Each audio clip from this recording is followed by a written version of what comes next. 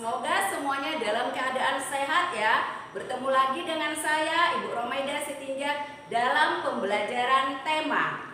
Sekarang kamu siapkan buku tema 5. Kita akan belajar tema 5 ekosistem dengan subtema 2 hubungan antar makhluk hidup dengan ekosistem. Sebelum kita belajar, kita berdoa dulu ya. Nih, Ibu baca pantun. Menyeberang sungai dengan sampan, sampan di kayu lelaki tampan. Belajar penuh dengan perjuangan, pasti hasilnya akan memuaskan. Dalam pembelajaran ini, Ibu harapkan kalian dapat menonton video dari awal sampai selesai agar kamu dapat memahami materi yang Ibu sampaikan. Ingat ya, tonton semua video pembelajaran, like, dan jangan lupa subscribe juga.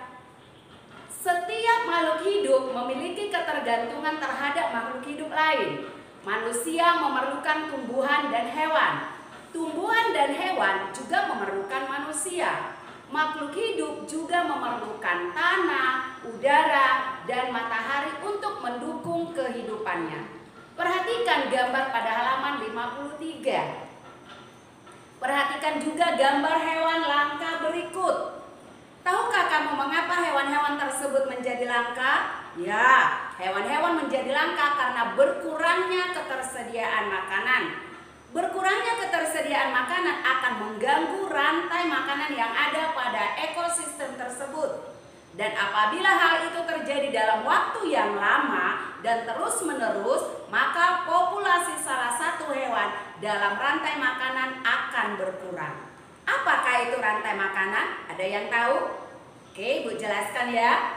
Rantai makanan adalah perjalanan memakan dan dimakan dengan urutan tertentu antar makhluk hidup. Perhatikan gambar berikut. Padi dimakan tikus, tikus dimakan ular, ular dimakan burung elang mati, bangkainya membusuk diuraikan oleh makhluk pengurai seperti cacing, lalu bercampur dengan tanah membentuk humus. Jadi, pada rantai makanan tersebut yang berperan sebagai produsen adalah padi, konsumen tingkat 1 adalah tikus, konsumen tingkat 2 adalah ular, konsumen tingkat 3 adalah elang, dan jamur sebagai pengurai. Di lautan yang menjadi produsen adalah fitoplankton. Fitoplankton ialah sekumpulan tumbuhan hijau yang sangat kecil ukurannya dan melayang-layang dalam air. Konsumen 1 adalah zooplankton atau hewan pemakan fitoplankton. Konsumen 2 adalah ikan-ikan kecil. Konsumen 3 adalah ikan-ikan sedang dan konsumen 4 adalah ikan-ikan besar. Nah, agar rantai makanan dapat terus berjalan, jumlah produsen harus lebih banyak daripada jumlah konsumen 1. Konsumen 1 lebih banyak dari konsumen 2. Dan konsumen 2 lebih banyak dari konsumen 3 dan seterusnya. Ada satu komponen yang berperan besar dalam rantai makanan, yaitu pengurai. Pengurai adalah makhluk hidup yang menguraikan kembali zat-zat yang semula terdapat dalam tubuh hewan dan tumbuhan yang telah mati. Dan hasil kerja pengurai dapat membantu proses penyuburan tanah. Contoh pengurai yaitu bakteri dan jamur. Di pagi hari kita perlu sarapan agar memiliki energi untuk beraktivitas. Nah, sekarang perhatikan gambar berikut. Telur merupakan salah satu makanan protein yang sangat berguna bagi kesehatan tubuh. Ketika kita memakan telur, kita mendapatkan energi dari telur ayam tersebut. Lalu, dari manakah ayam mendapatkan energi untuk menghasilkan telur? Perhatikan rantai makanan berikut. Belalang memakan padi, maka energi padi berpindah pada belalang. Kemudian belalang dimakan ayam, maka energi belalang berpindah pada ayam. Dan ayam dimakan ular, maka energi ayam berpindah pada ular. Ular dimakan elang, maka energi ular berpindah pada elang. Selanjutnya elangnya mati dan membusuk menjadi humus bagi tumbuhan. Demikianlah terjadinya aliran energi pada rantai makanan. Nah, apa itu aliran energi? Ada yang bisa menjawab? Pasti ada ya. Oke, aliran energi pada rantai makanan adalah perpindahan energi dari satu makhluk hidup ke makhluk hidup lain dalam bentuk zat makanan dan terjadi saat suatu makhluk hidup memakan makhluk hidup lain. Coba kamu perhatikan buku siswa halaman 60 sampai 63. Kemudian cobalah berlatih di rumah untuk membuat sebuah rantai makanan dan menulis sebuah karangan non-fiksi. Keberadaan ekosistem juga dapat dimanfaatkan untuk berkarya. Bahkan dalam tarian pun ada yang menjadikan tindak tanduk hewan sebagai inspirasi. Perhatikan gambar pada buku siswa halaman 64. Tari tradisional Caping Ngancak dari Lamongan, Jawa Timur. Tari alam Babega dari Minangkabau, Sumatera Barat. Kedua tari tersebut berasal dari pulau yang berbeda. Indonesia terdiri dari banyak pulau sehingga disebut dengan negara kepulauan. Dan Indonesia disebut juga sebagai negara agraris karena sebagian besar penduduk Indonesia bekerja sebagai petani. Sebagian besar penduduk Indonesia memanfaatkan kesuburan tanah untuk bertani. Coba kalian baca buku siswa halaman 68 sampai dengan 69 tentang sistem irigasi subak yang ada di Bali. Dan berlatihlah di rumah untuk menentukan pokok pikiran dan informasi penting dari bacaan tersebut. Ketampakan alam yang ada di Indonesia mempengaruhi cara masyarakat dalam memanfaatkan sumber daya alam yang ada untuk kehidupan. Seperti petani Bali menggunakan subak untuk membantu ketersediaan air sehingga terjamin usaha pertaniannya. Masyarakat Brebes memanfaatkan daerahnya sebagai penghasil bawang merah nasional. Dan masyarakat nelayan di Banyuwangi memanfaatkan hasil ikannya untuk diolah menjadi sarden yang dipasarkan di seluruh Indonesia. Nah, kita bangga dengan keragaman ketampakan alam seperti gunung, sungai, laut, samudra, dan lainnya. Juga keragaman suku bangsa, di mana semua itu dapat kita nikmati berkat perjuangan para pahlawan yang telah menghadiahkan sebuah kemerdekaan untuk bangsa Indonesia yang kita cintai ini. Ayo, kapankah diproklamirkan kemerdekaan Indonesia? Mari baca buku siswa halaman 72 sampai 74. Dijelaskan bahwa proklamasi kemerdekaan Indonesia merupakan bagian dari pidato proklamasi yang disampaikan oleh Insinyur Soekarno pada tanggal 17 Agustus 1945 pukul 10.00 yang bertempat di Jalan Pengaksaan Timur nomor 56 Jakarta. Dan pada saat itu dikibarkan bendera merah putih sebagai bendera negara. Dan dinyanyikannya lagu kebangsaan Indonesia Raya ciptaan Wage Rudolf Supratman. Nah, berdasarkan bacaan tersebut, kamu boleh berlatih di rumah untuk menjawab soal halaman 73 sampai halaman 75. Dan dapat juga kamu berlatih bermain peran dengan adik atau kakak saudara kamu di rumah. Sekarang perhatikan gambar berikut yang merupakan ketampakan yang ada di permukaan bumi, di mana sawah merupakan ketampakan buatan dan gunung merupakan ketampakan alami. Ketampakan alam juga banyak menjadi tempat wisata menarik seperti kebun teh di Puncak Bogor. Bisa kamu baca buku siswa halaman 77 sampai dengan 78. Ketampakan alam yang indah harus dapat dikelola dengan baik untuk meningkatkan kehidupan ekonomi masyarakat sekitarnya. Nah, ini dapat dilakukan dengan meningkatkan persatuan dan kesatuan agar kemakmuran rakyat dapat ditingkatkan. Dengan menjaga, memelihara, dan memanfaatkan semua sumber daya, ini juga merupakan upaya untuk meningkatkan kemakmuran rakyat.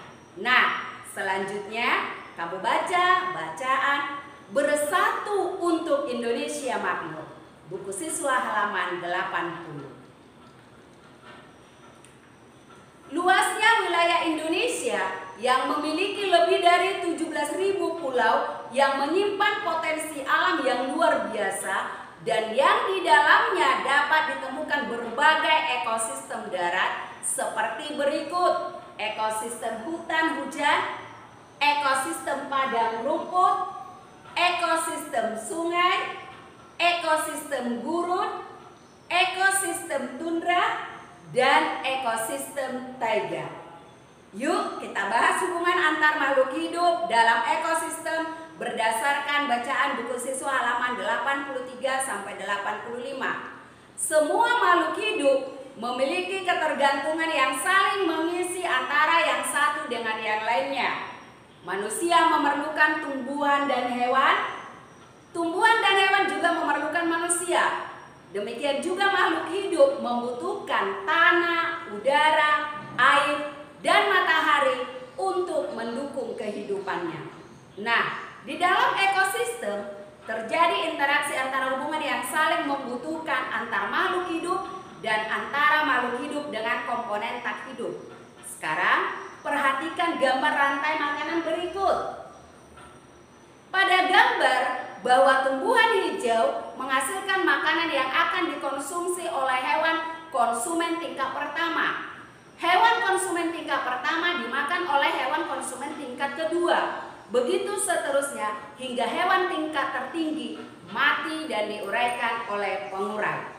Selain kebergantungan makhluk hidup melalui rantai makanan, banyak makhluk hidup lain yang berhubungan dengan cara yang khas. Hubungan dua makhluk hidup yang berbeda dan sangat erat kaitannya disebut simbiosis. Nah, ada berapa simbiosis? Yuk kita bahas ya. 1. Simbiosis mutualisme. Hubungan antara dua makhluk hidup yang saling menguntungkan. Contoh, hubungan antara burung jalak dan kerbau, di mana kerbau mendapatkan keuntungan karena kutunya berkurang, sedangkan burung jalak mendapatkan makanan. 2. Simbiosis komensalisme. Hubungan antara dua makhluk hidup di mana makhluk hidup yang satu mendapatkan keuntungan sedangkan makhluk hidup yang lain tidak dirugikan. Contoh, hubungan antara tumbuhan anggrek dan pohon yang ditumpanginya.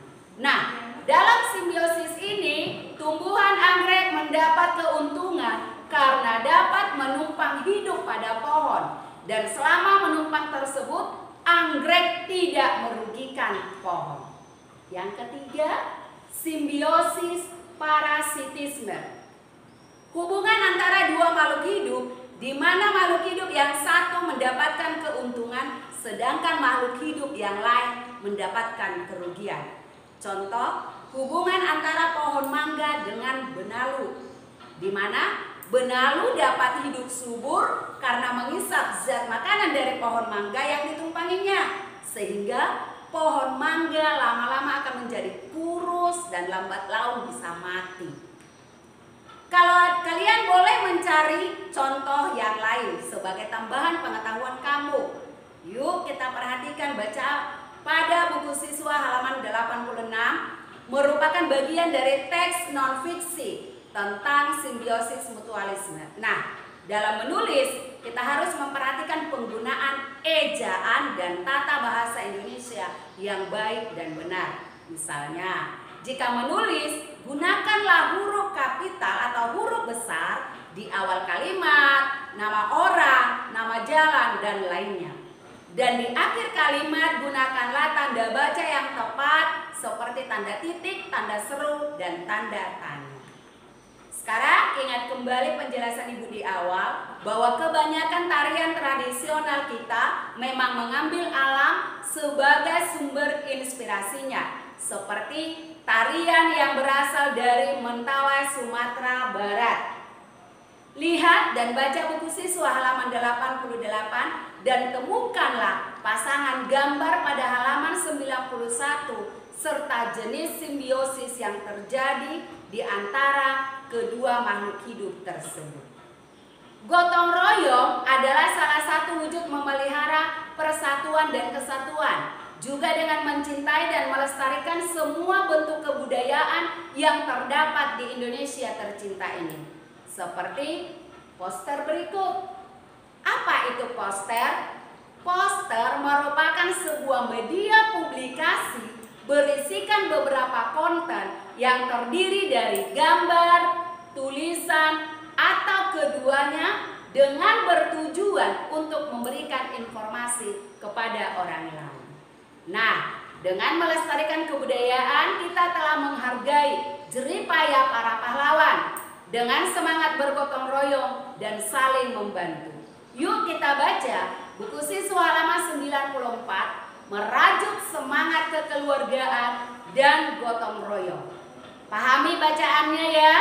Dan tugas KI 4 untuk PKN yaitu kamu menyebutkan masing-masing 2 contoh semangat gotong royong dan kekeluargaan yang terdapat di lingkungan sekolah dan lingkungan rumahmu. Kamu kirim dalam bentuk video ya, menggunakan seragam putih merah. Ditunggu ya sampai tanggal 21 November.